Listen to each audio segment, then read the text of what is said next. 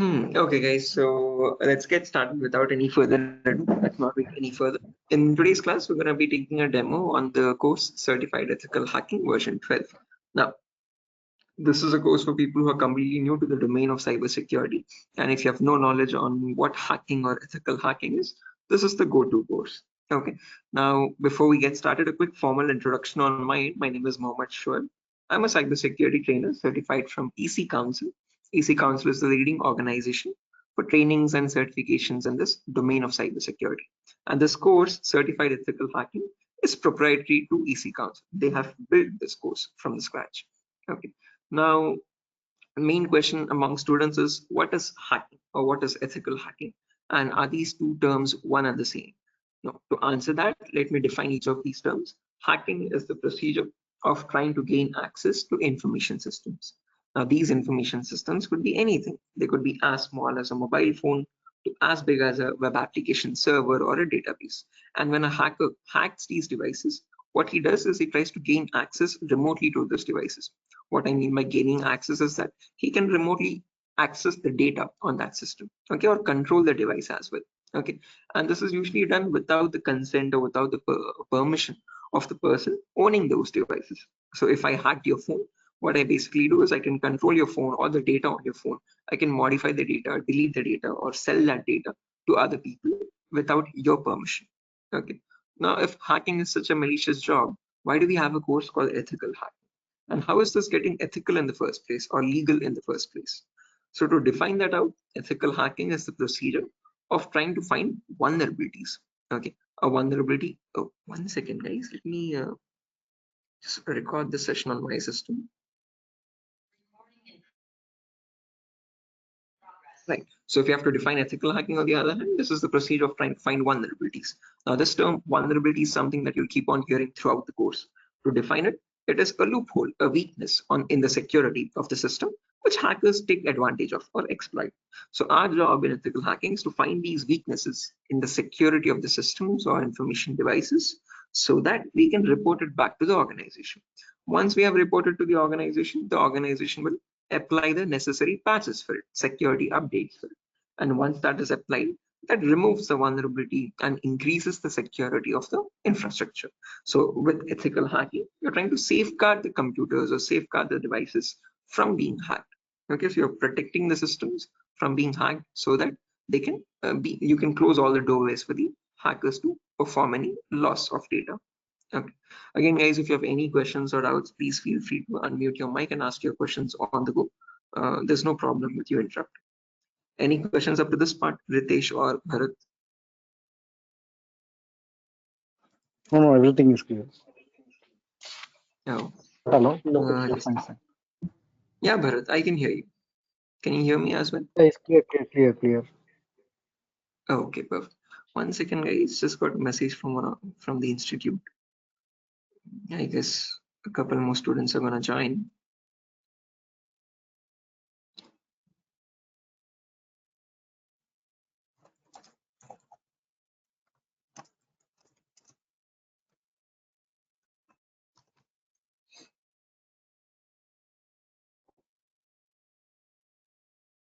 So sorry for the interruption, guys.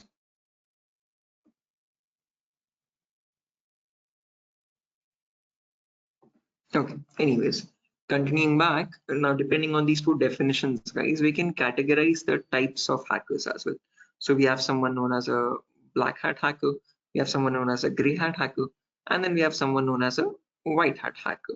Okay, these are the three professional hackers that you would keep coming across in a real-time scenario. Let's try to understand what these hackers are and what they basically do. Can we connect?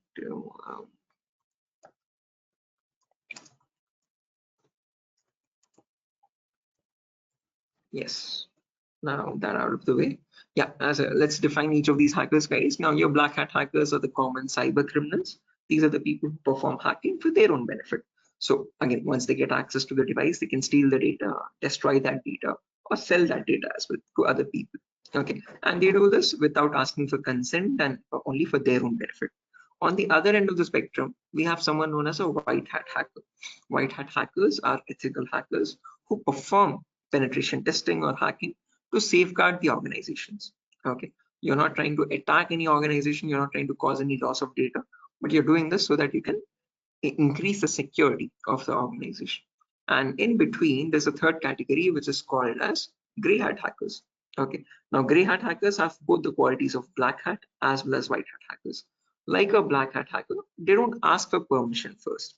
Okay, but like a white hat hacker, once they find a vulnerability, they report it back to the organization. But there's a minor catch here. They don't do this for free. They do it in return for something called as a bounty. A bounty is something which benefits them for finding that vulnerability. Okay, it could be a financial reward or it could be a reputational reward, anything which benefits the hacker for finding the vulnerability and reporting it to the organization without misusing it or without taking advantage out of it. Now, all these three types of hackers, whether you take black hat hacker, gray hat hacker, or white hat hacker, perform hacking or ethical hacking in a professional manner. They follow a certain procedure, and that procedure is called as hacking cycle or cyber kill chain. Now, this hacking cycle or cyber kill chain defined by EC Council has 5 important steps. Okay, and in a real-time scenario, when you work for any organization, you work on these same exact 5 steps itself. Let me list them out first, and then we'll briefly discuss about each of these steps one by one. So the first step is called as information gathering. It can also be called as reconnaissance or footprinting. Second step is called as scanning. It can also be called as enumeration. Third step is gaining access. Fourth step is maintaining access. And the last step is reporting or clearing traces. Now, if you carefully observe here, only in the last step, I've mentioned the word "or" in capitals. The reason being, no matter what kind of a hacker you are, whether you be a white hat hacker, a gray hat hacker, or a black hat hacker, all these hackers perform the first 4 steps in the exact order. So there's no change in the first 4 steps. What varies is only the last step. So if you're a white hat hacker, you try to report the vulnerabilities back to the organization. In simple terms, reporting is what he does. If you're a black hat hacker, on the other hand, you try to remove all the evidences. So you want to stay anonymous. You don't want to get caught after performing hacking. So you delete all the log files, you remove your footprints. Okay, all that comes under clearing traces. Okay, now let's talk about the first step in brief, information gathering.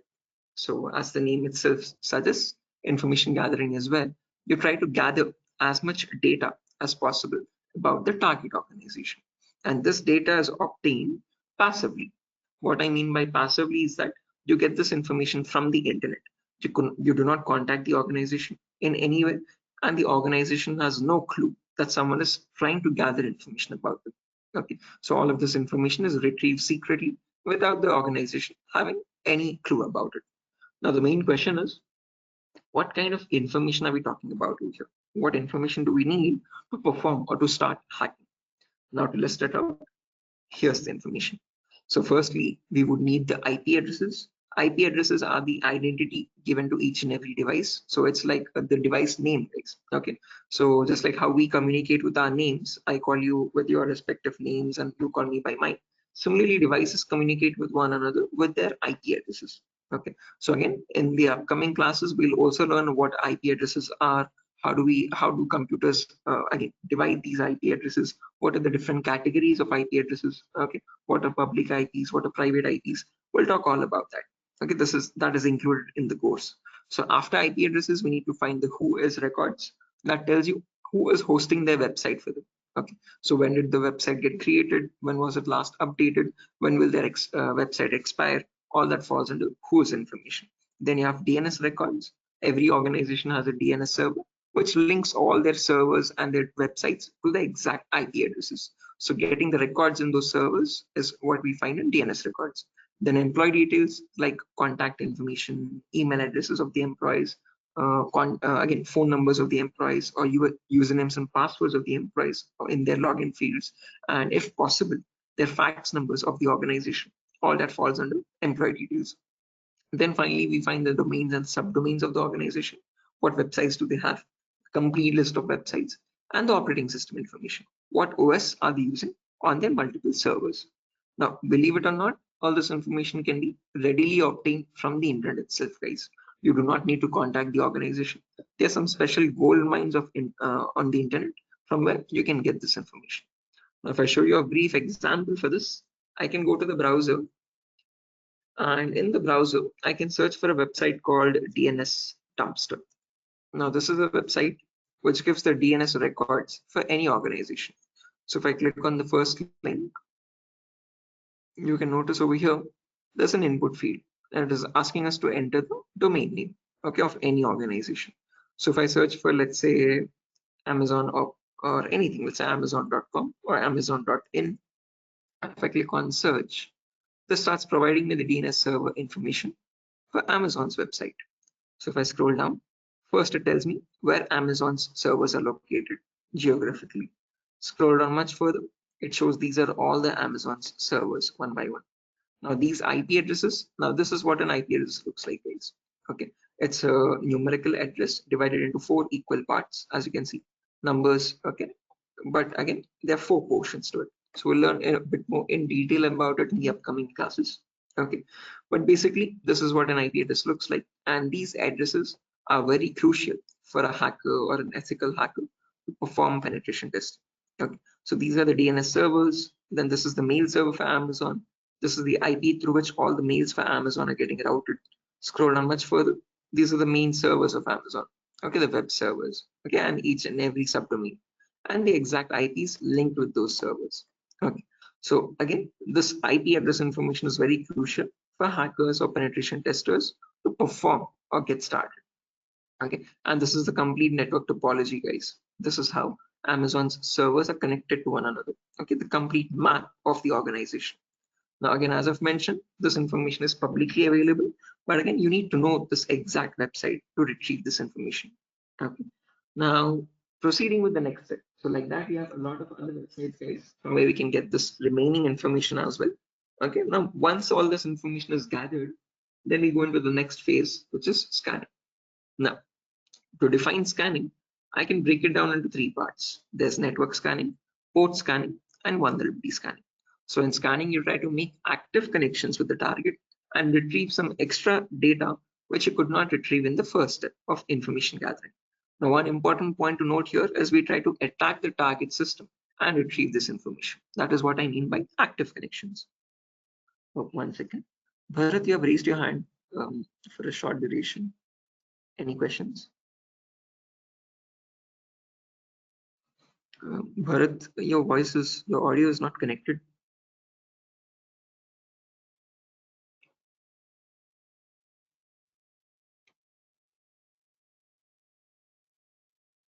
Hello.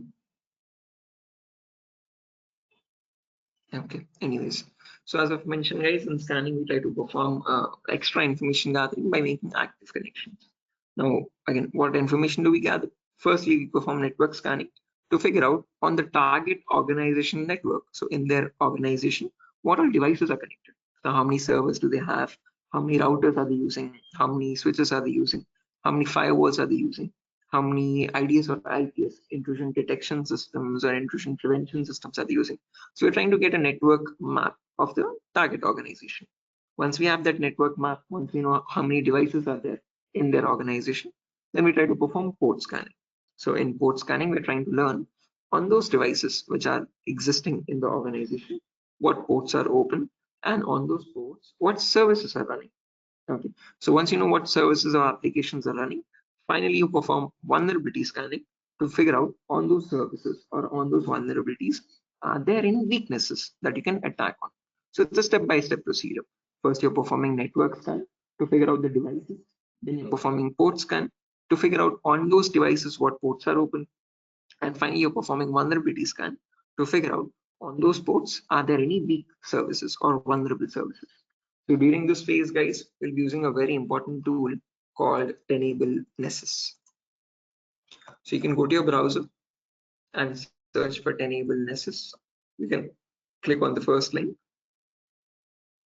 and you can notice over here, this is the official website. And when you click on buy, it's quite an expensive tool. So this is around $5,888. And that too only for 1 year subscription, guys. Okay, that roughly translates to around 4,84,000 for 1 year. That expensive the tool is. Okay, and this tool is the same tool that is used in organizations to perform automated vulnerability scanning. Now, what I mean by automated vulnerability scanning is if you give the device IP or the device address, this tool will automatically tell you on that devices what vulnerabilities exist, okay, and how can you attack on them. Okay, so we're going to learn how to perform this automated scan in our upcoming sessions. So let me show you how the tool looks like. So let me access this tool on my system.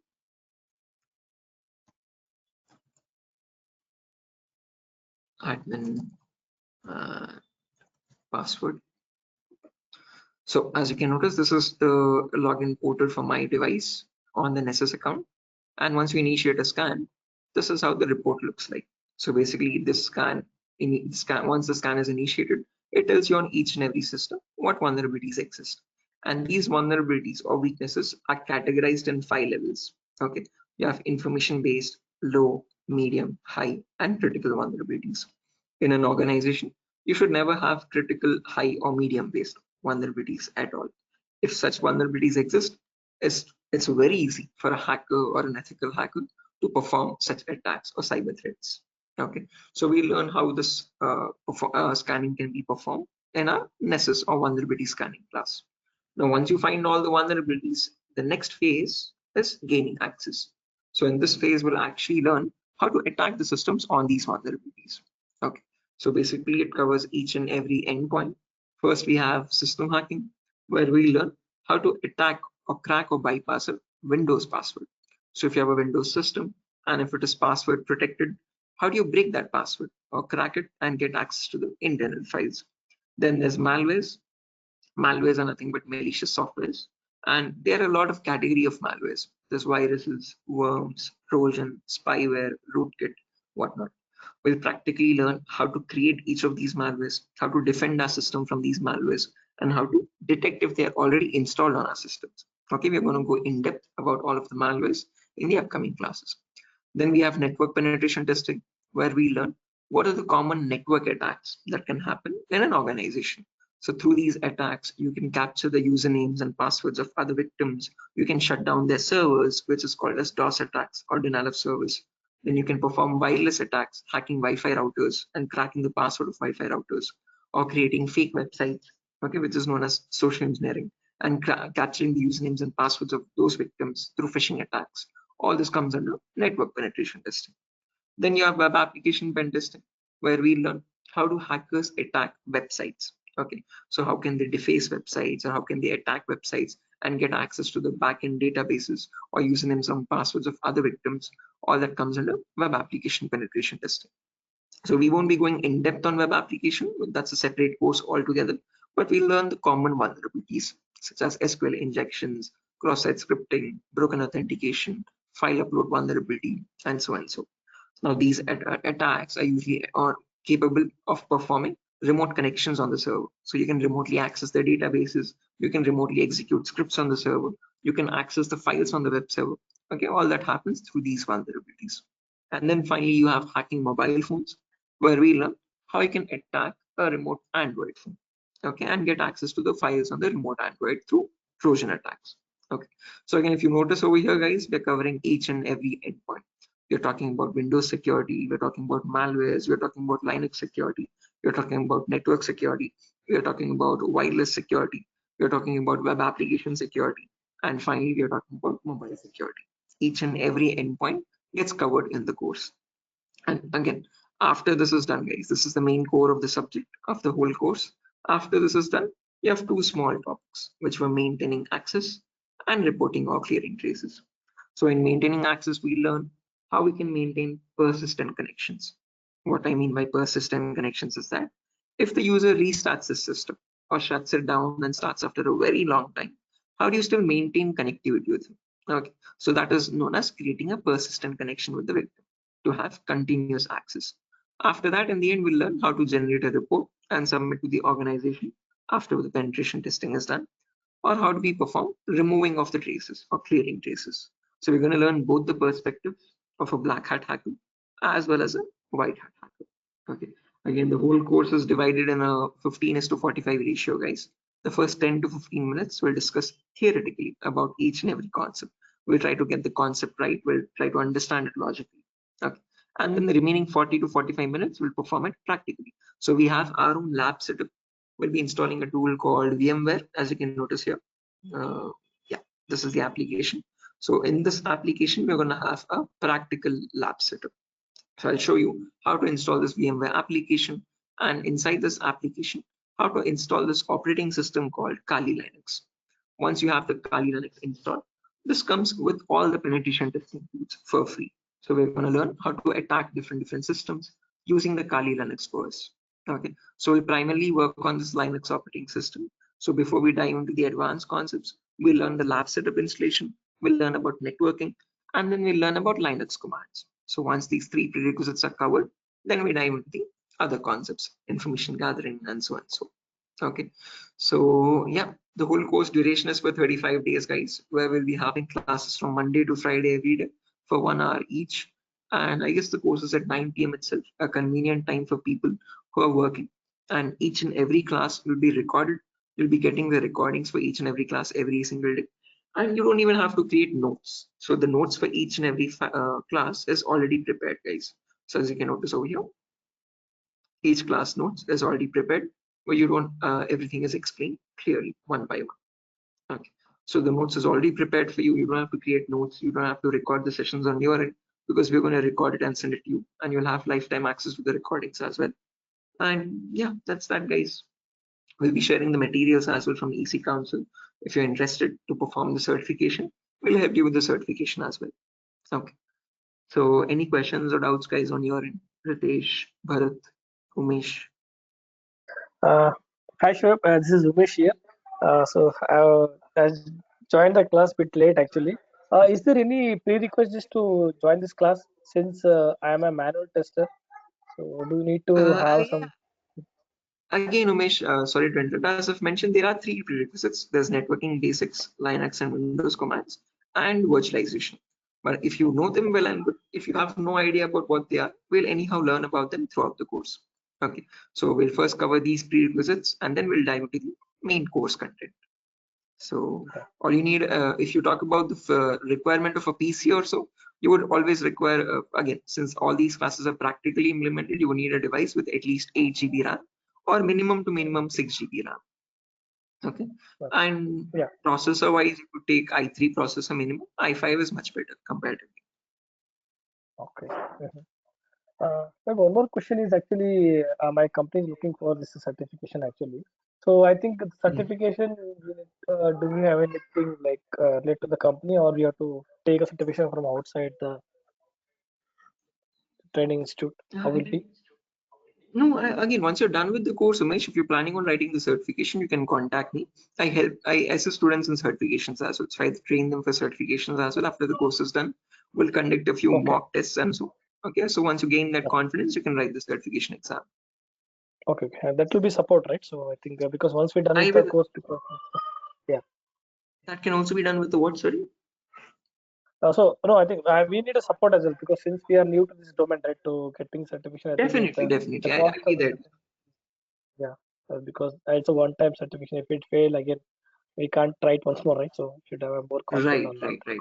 Don't worry. So I'll be training you with that as well. So once the course is done, we'll once you're prepared with all the concepts, I'll also conduct a few mock tests for you. And with that mock test, you will have a better idea if you can write this, if you're ready for the certification or not. Yeah. Since actually we can do like it's for corporate actually, is there any separate thing or just the common thing once we're done with our examination, then we can submit the certificate, In right? corporate, in the sense, Umesh, if there are many employees writing, then the voucher changes. So you have a discount on the voucher. If it's on just only one single employee, then there's nothing separate. Yes. That was a bit confusion for me. Yeah, I think, and also my company is looking for the two things. One, they want to have a CEH or as a penetration testing. I think if we learn CEH only, we can go for penetration testing, right? As I'm just got Exactly. So Yeah, directly CH is the main first fundamental course. So in this, you learn all the technical terms and the terminologies. So after the CH is done, then you can go with the penetration testing course. I provide that separately actually. So if students are interested in learning these advanced courses after CH is completed, they can just contact me and I'll assist them with the advanced courses.